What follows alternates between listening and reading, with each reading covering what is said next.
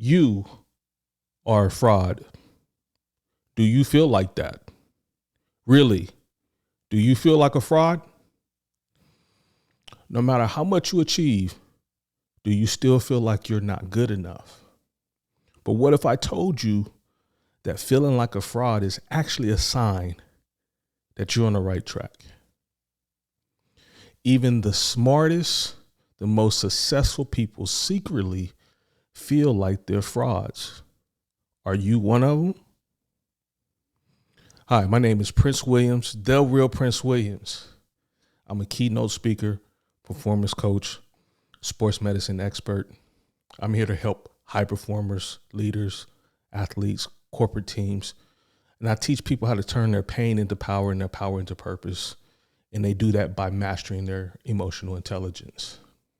So what we're going to talk about today, I'm going to be breaking down imposter syndrome, why it happens, how it holds you back, and how to rewire your mind for lasting confidence. Let's start with this thing called imposter syndrome. Imposter syndrome is actually proof that you're not a fraud. It's proof that you're actually growing. And the only people who feel imposter syndrome are the ones who aren't pushing their limits. Let me explain. The other day I was listening to Tony Robbins, and I was on an online seminar, and he was telling a story about people who feel stuck. And the reason why people feel stuck is actually because they're not stretching themselves. See, the one thing about stretching yourself is it might feel like you're walking in darkness, like you're walking blind, like you're walking and you're not knowing exactly where you're going. And that's because you're walking in the unknown. See, we often hear people talk about failing forward. And that is a thing. People fail forward. But what you don't realize is failing forward, usually you're going to be a lot further along than when you started. See, growth is not linear. It usually goes in zigzags. But the hard part is when you fail forward and you're actually ahead of where you thought you were going to be. That's the key. That's the secret.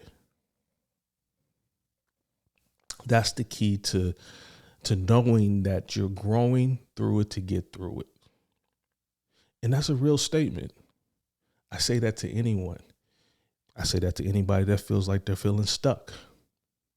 I remember a moment in my career where I was invited to work for the NFL. On paper, I had the credentials, I had the experience, and I had the knowledge. But really on the inside, I questioned myself, am I really good enough to be in the room? Does that sound familiar to you? See, these questions arise not because you're not qualified. It's because you're feeling like you're not enough.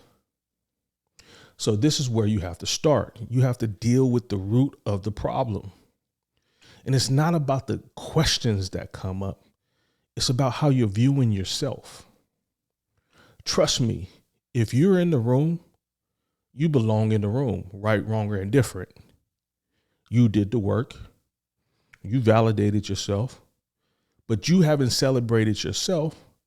So how can anybody else celebrate you? See, you're the person who needs to celebrate yourself, and that's all that matters. How do you expect someone else to value you if you don't value yourself? And how do you expect someone else to respect you if you don't really hold yourself to the higher standard of respecting yourself? See, the world is only going to mirror back to you and show you what you're dealing with, what's going on in your own head. What you're telling yourself in every moment, that's what you're going to get back.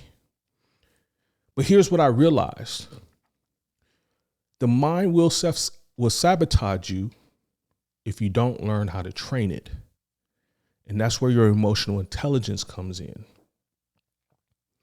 See, self-sabotage is really the unconscious not coming forward. So you have to make the unconscious conscious. So you have to acknowledge what's running in the background of your mind, because you cannot change what you're not willing to face. So that's when self-doubt comes in, which is my next point. You have to use self-doubt as a trigger for growth. Having doubts, specifically self-doubts, is perfectly normal. That's part of the human experience. But at some point, despite of the doubt, if you want to change, you have to do something different than what you're used to. The doubt is the signal. And so once you get the signal, then you have to stretch yourself. And once you start stretching yourself, now you're on the right side of things. Otherwise, you wouldn't be there. The doubt wouldn't be there if you weren't hitting the trigger. So that's the thought process in which you have to go with to realize that you're actually operating in a different paradigm. And when you feel that imposter syndrome coming on, don't see it as a red flag. See it as your green light to move forward. It means you're stepping into something bigger. So continue to go forward. Stop overthinking about it. Stop thinking about, well, what if I fail? Well, fail is good for you. You learned something. And if you win, good. You found the right flow. It's working for you. So either way you win, right? Life isn't working against you. It's working for you. But it's all how you frame it. I know it's hard work. I get that. But that's the work. See, that's what I'm trying to get at. That's the work. It's going to trigger you. It's going to bring up your stuff. It's going to touch your stuff. But that's where you dig in and you keep going. Let it come. So what? You know how to deal with it. Whatever comes your way, have certainty that you have the skills to handle it. Every experience that comes your way was specifically designed for you. And it was designed for you. And that's why life sometimes goes on repeat, because you haven't learned the lessons that those experiences are designed for you to have. So instead of saying, I'm not ready for this, I don't belong here, say, what a pleasure. Give me more. Because this is really a sign that you're growing. It's really a sign when you say to yourself, hey, I'm growing and I will rise to the occasion. My next point, stop proving and start serving. Imposter syndrome often comes because you're trying to prove yourself. You're trying to prove yourself to your boss, your team, to your clients, to your friends, whoever, it doesn't matter. What if I said, start focusing on serving? See, you have nothing to prove. The very fact that you feel like you do is a problem. That's the root. The root is wanting to please other people instead of pleasing yourself. That's people-pleasing behavior. You want to be everything for everybody, and that's impossible. You can't do that. So get that out of your head. And until you're truly ready to do for yourself and truly ready to be good for yourself, you're not going to be able to give the gift of you to someone else.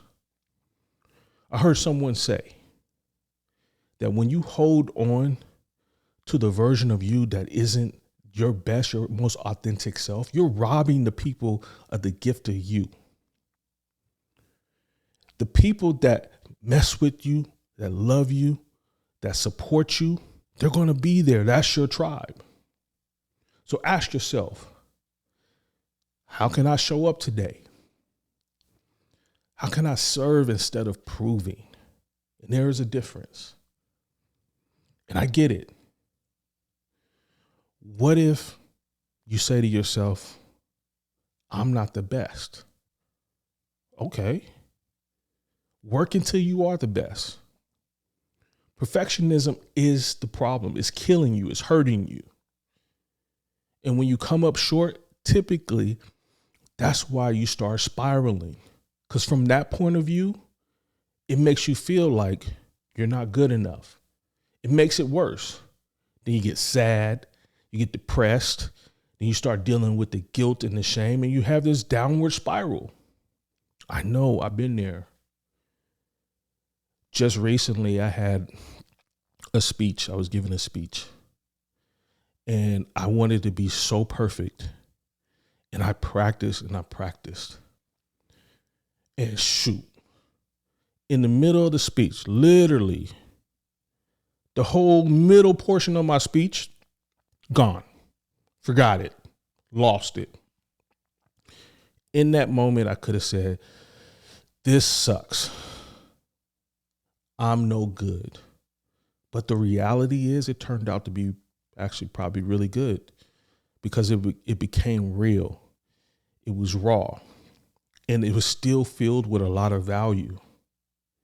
See, the goal isn't always to impress people. It's to impact them. Hell, you got to get to a point where enough is enough. You got to do the best you can. You got to stretch. You got to move past what you think is your limits. And you have to say to yourself, I'm sick or tired of being sick or tired of doing the same thing, getting the same approach. So I'm going to try a different approach. And lastly, my third point is the mentality of I belong. I belong here. One of the biggest ways to overcome imposter syndrome is to decide. You have to make a decision that you belong in the rooms that you walk in. Success isn't about waiting for permission. It's about owning who you are, what you want without an apology. Just own it. You only have one life. Living in fear and living for someone else, that's not being authentic. That's not having the right mentality. So yeah, say to yourself, I belong in this space. I'm qualified. I'm enough. I'm worthy. And if I don't have it in that moment and I'm not really feeling it, that's okay. Fake it until you do, until it becomes the belief, and that belief becomes your reality. Because belief is reality, or perception is reality, which also means with those concepts alone that you can change. You could change the belief around that surrounding thought. So if you're not believing it, start believing it. Confidence isn't a feeling. It's a decision. And you have to show up and you have to make that decision every day. You not having that type of tenacity is draining you. It's draining you of the power and it's making you weak. And you're running around acting weak, and it shows. It shows how you talk. It shows how you walk, and it shows how you're showing up. And then you wonder, why am I having this feeling of imposter syndrome? It's because you're not believing in yourself. You're not showing up for yourself. See, a syndrome is a collection of symptoms. So what I discussed was a bunch of symptoms. So it's causing you to have that disease. So until you address the symptoms, you're going to have the disease. But when you address the symptoms, that's when the disease will go away. So let's do a quick recap. We talked about self-doubt. We talked about not proving, but serving. And we talked about the mentality of I belong here. Now, remember this. You're not an imposter. You're evolving. You're growing the version of yourself that is the most successful part of yourself. And your success isn't an accident. It's the proof of the work you're doing. It's the proof of your resilience. Own that. So if that message today resonated with you, what I want you to do next is hit the button if it helped you reframe the thought process around imposter syndrome. Then I want you to hit the subscribe button for more high performance strategies. Down below, I have a link for my ebook. And if you're an organization, sports team, a leader, or you're looking for somebody to help build confidence and emotional intelligence within your organization, let's talk. My website, the link is in the description. My name is Prince Williams, the real Prince Williams.